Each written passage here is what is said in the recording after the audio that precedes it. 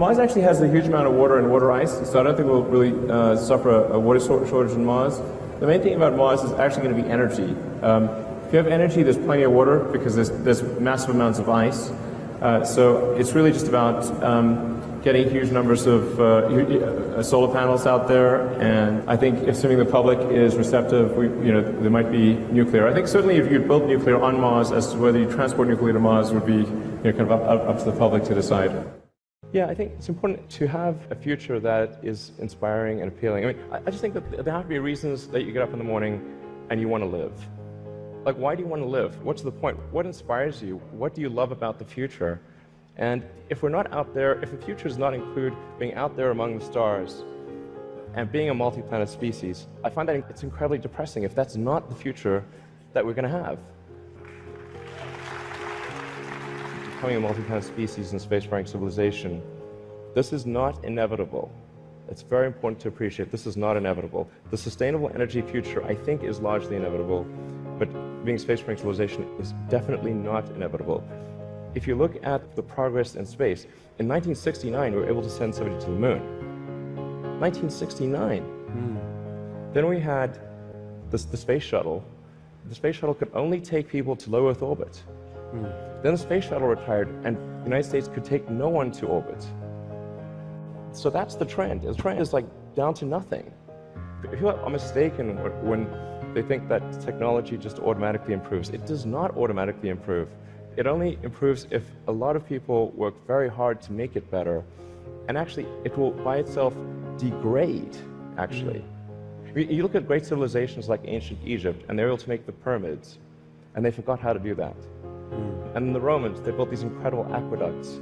They forgot how to do it. I think the value of beauty and inspiration is very much underrated, no question. But I want to be clear, I'm not trying to be anyone's savior. I'm just trying to think about the future and not be sad.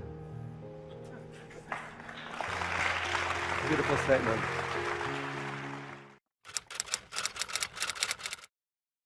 My father had 93 years, but it seemed short. In his seemingly long life of 93 years, it was short because it just seems like if we only had more time. Old Testament gives us a view of some people who live to be 500, 600, 700, 800, 900 years old. If I have a chance to ask, I will ask, how come we got shortchanged?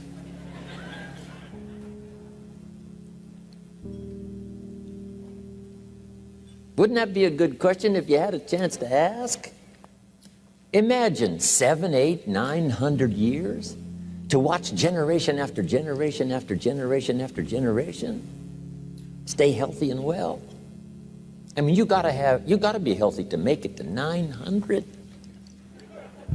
You gotta take your vitamins.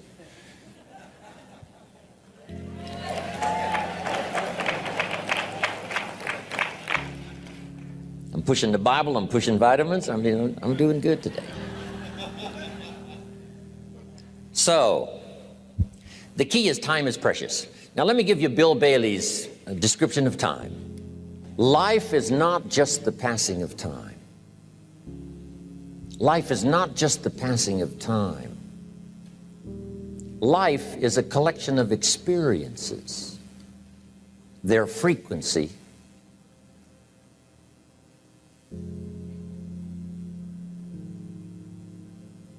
and their intensity. Life is not just watching the clock tick away. Life is a collection of experiences, their intensity, their frequency. When my friend Mark died at age 44, someone says, that's young to die. But what if he lived 4 lifetimes in one? It might not be too young. So here's whatever the span of your life turns out to be, here's what you want to fill it up with: experiences and the intensity of those experiences.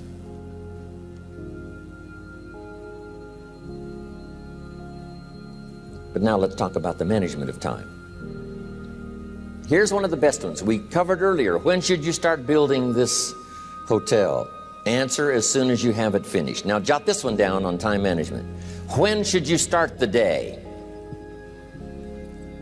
As soon as you have it finished.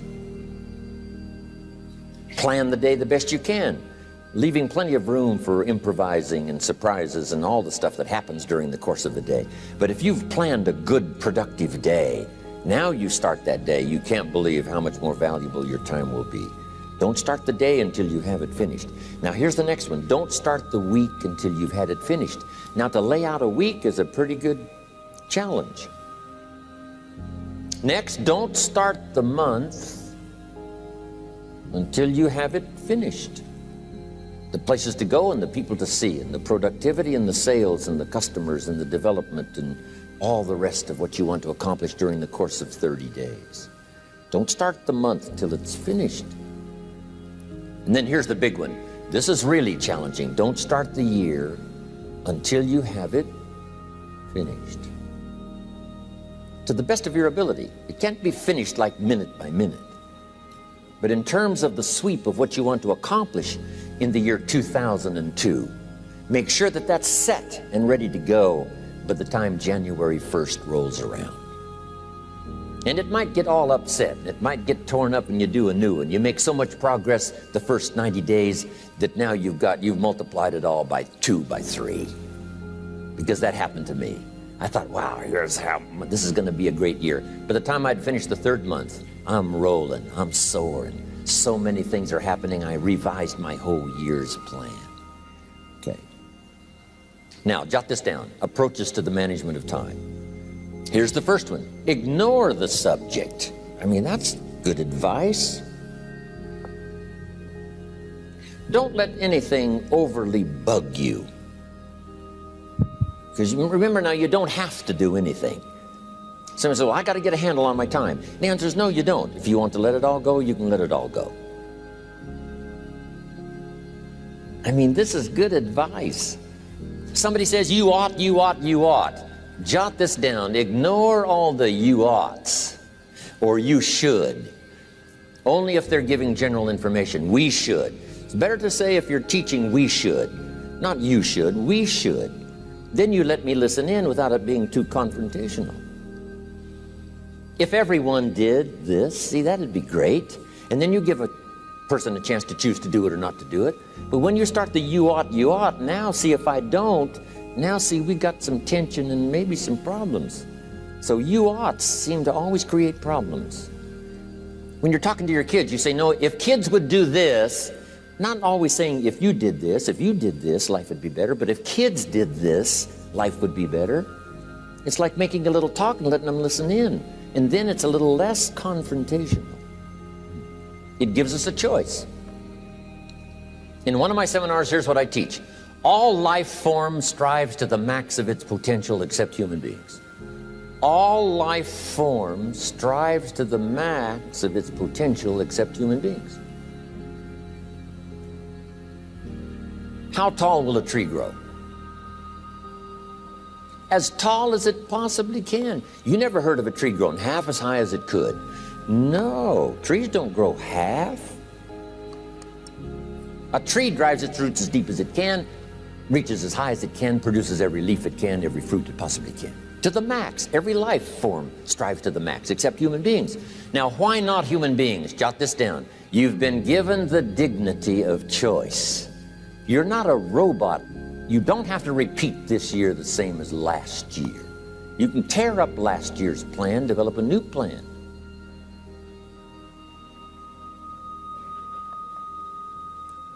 So, the dignity of being a human being. Now, here's the choice on being a human being. To be part of all we were meant to be, or to be all. To strive for all, or half, or part, or some. The choice is up to you to develop 1 skill or 10 skills. Someone says, well, I'd be happy with just 1 more language. Well, some say, hey, I'm going to learn 6 or 7. And this is all a matter of choice. And when someone says, no, you ought to learn 4, you've got to resist all that. Because this is personal dignity. And you don't want to destroy someone's dignity by doing all the oughts and then they feel reluctant to do it. Now we've got problems. So if you want to, just ignore this subject on time management. Now here's the next one. Step down to something easier.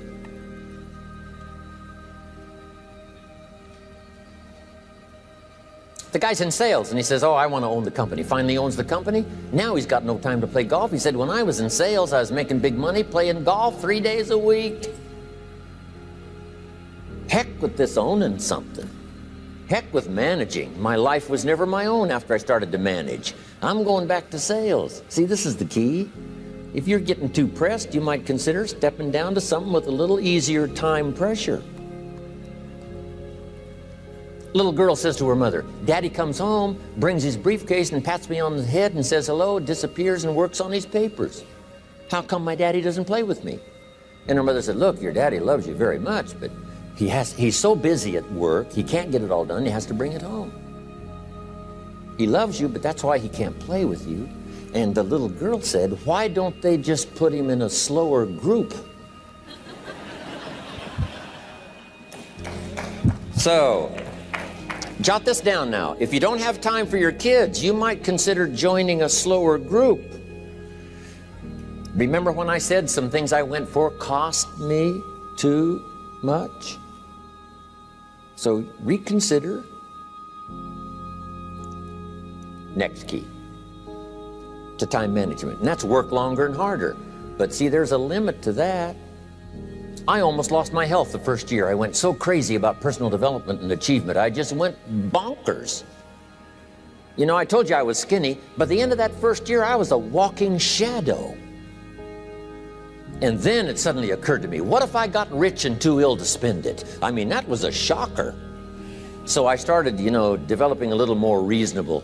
Because I said, if 12 hours won't do it, I'll work 14. If that won't do it, I'll work 18. I mean, how many hours it takes. And sure enough, it cost me too much.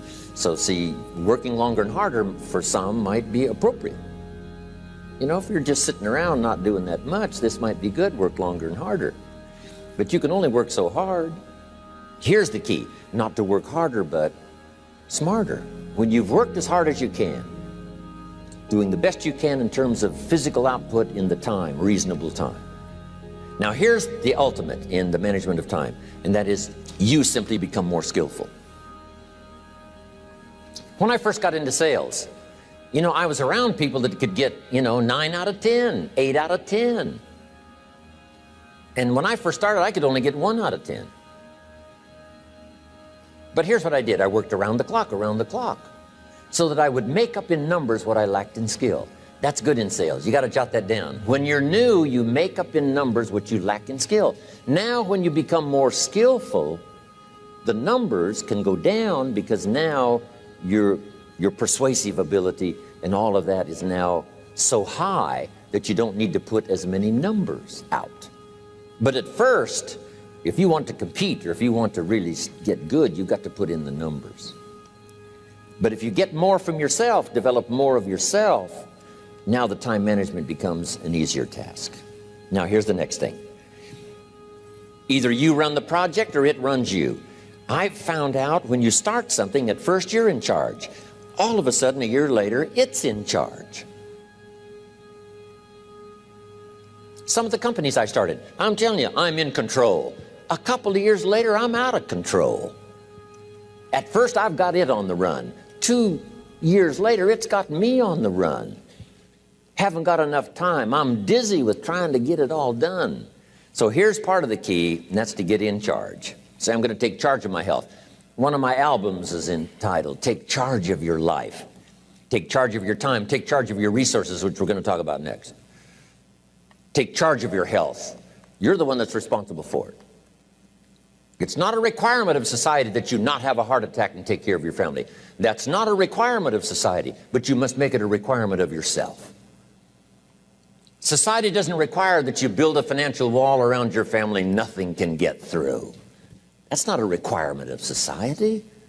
It's a requirement you impose on yourself to build a financial wall around your family nothing can get through. So impose on yourself this self-development of being in charge, taking charge of your life and your health and your future and your responsibilities and all the rest. Next, reasonable time is enough time to achieve all of your goals. Just jot that down. Reasonable time is enough time. I had to learn that. Reasonable time is enough time.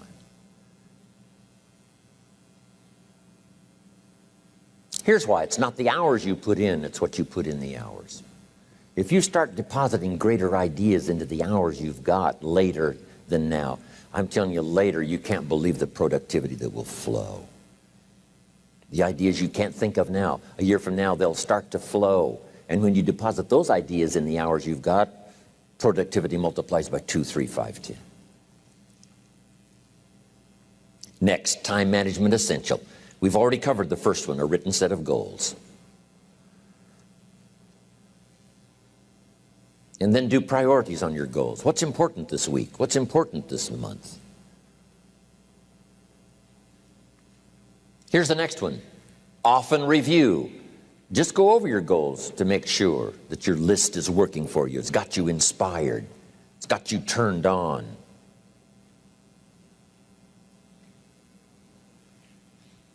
Somebody says, how come you're up so early? Say, if you were headed where I'm headed, you'd be up early too. Wow. If you were going to meet who I'm going to meet, you'd be up early. If it was going to stack up for you like it's stacking up for me, you'd be getting up early. Wow. Here's some more time management essentials. Learn to study what we call majors and minors. You pick up the phone. Here's what you must say when you pick up the phone. Is this a major conversation or a minor conversation? If it's minor, a few pleasantries and you're done. If it's major, maybe you've got to make a few notes. So here's the next one. Important conversations, make an agenda before you make the call. Just jot down a little agenda. It's so easy now to just talk out of your head. Did you ever hear a conversation end like this? Let's see, there was something else. See, you don't look that swift. I can't think of it right now. I'll call you back. See, you look a little incompetent. Let's see, there was something. It escapes me right now. Really? So have you got this now? Make an agenda before you make a call if it's an important call. Now later that saves you all kinds of stuff. You call John in, the salesman, say, John, remember those 4 things we went over? He said, no, we didn't talk about that. And then you pull out your daytime or whatever, and there's the list you made when you made the call. He said, oh yes, seems like I do remember. And you've got him with your list. If it's just, salespeople especially can talk you out of what's in your head. It's true. No, we didn't talk about that. And if you don't have a little proof, I'm telling you, it's gone. So make an agenda before you make a call. So what's major, what's minor? Now here's the key on this. Don't major in minor things. If you take up major time to do minor things, I'm telling you, you'll be behind the curve constantly. Here's what we learn in sales training. What's major time and what's minor time?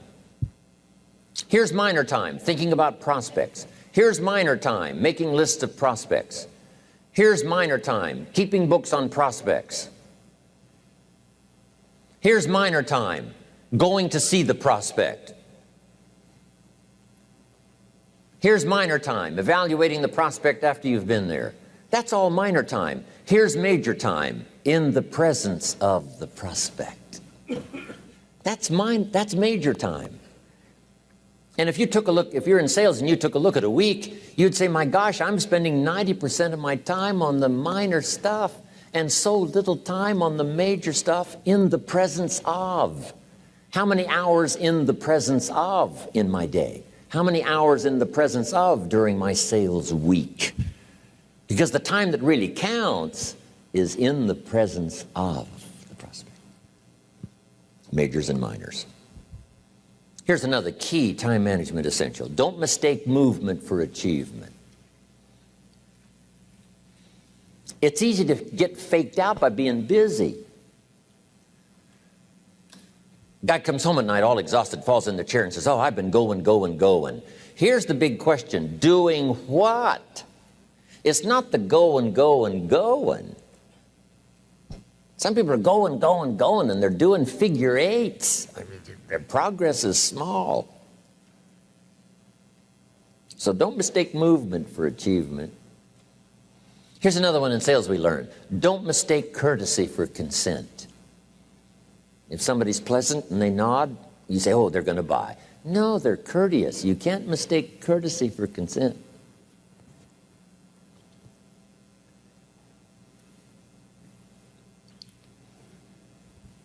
Now here's a big one, concentration. I had to learn this. All those years ago, I'm in the shower trying to compose a letter. Found it turns out to be a strange letter. So here's what I learned to do. Save the work till you get to the office. Save the work till you get to the work. Don't try to get to the office on the way to work. On the way to work, enjoy the way. In the shower, enjoy the shower. Then go to work when you get to work. I found this to be helpful. Concentration. Here's another big one. Learn to say no. I'm telling you, in such a social society we have now, it's so easy to try to be a nice person, saying yes, yes, yes to everything. Find yourself overloaded. Now you got to call and make the, well, gosh, you know, all the time it takes to back out of something that you said yes to too quickly. Here's what might be better. I don't think so, but if that changes, I'll call you. Little things you can use not to overcommit yourself. My friend Ron Reynolds says, don't let your mouth overload your back. It's a good one.